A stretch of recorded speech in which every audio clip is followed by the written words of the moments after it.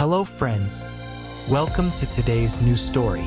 Today, through this Buddha story, I will tell you how you can overcome laziness in your life forever.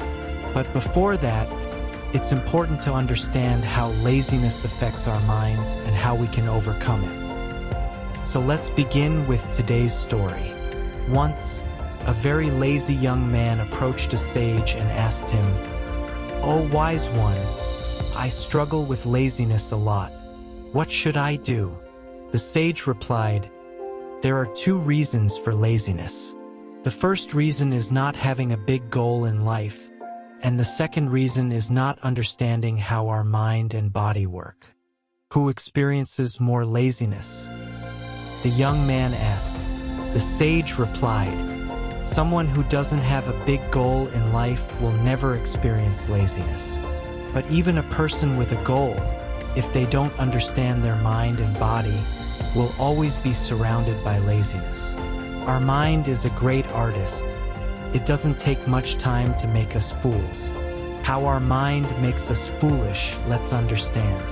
When we try to meditate, our mind will never say, 'I don't want to meditate.' Instead, it will say, 'Meditating right now isn't a good idea. It's better to do it later, maybe during a better time.' And with this, it will easily get rid of its duty, making you think that you haven't become foolish, because now you won't be able to meditate in the right moment.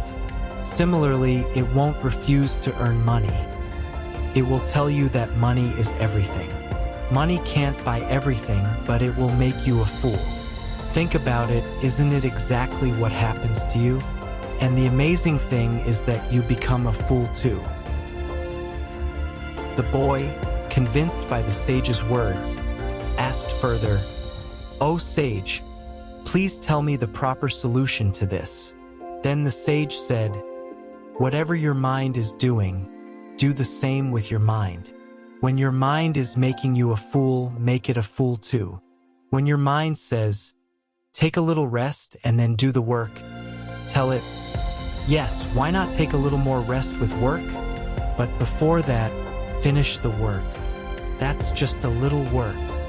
When your mind says, 'Today I'll have a delicious meal,' tell it, 'Yes, why not have a delicious dessert with the meal? But first, let me exercise for an hour so that I can enjoy it fully.' In this way, make your mind a fool." The boy, curious, asked, "Oh sage, how long should I make my mind a fool?" Then the sage replied, "As long as you want to be free from your laziness, you will have to keep making your mind a fool." The boy said, "Sometimes I feel sorry for not doing anything in my life, but even then, I don't feel like doing anything. What should I do in such a situation?" Hearing this, the sage said, "You can make your mind a fool, but you'll have to understand the body. Our body works. If you indulge in wrong eating habits, how will you do it right? How will you get the energy to work? Wrong eating means eating that is not beneficial to your health, but you eat it for your taste. Food that doesn't digest well in your body. So, leave such food and eat something that generates energy in your body, not laziness, like fresh fruits, green vegetables, and home-cooked pure food." The boy asked another question, "Kindly tell me, how should I start?" The sage replied, "Start by setting a big goal.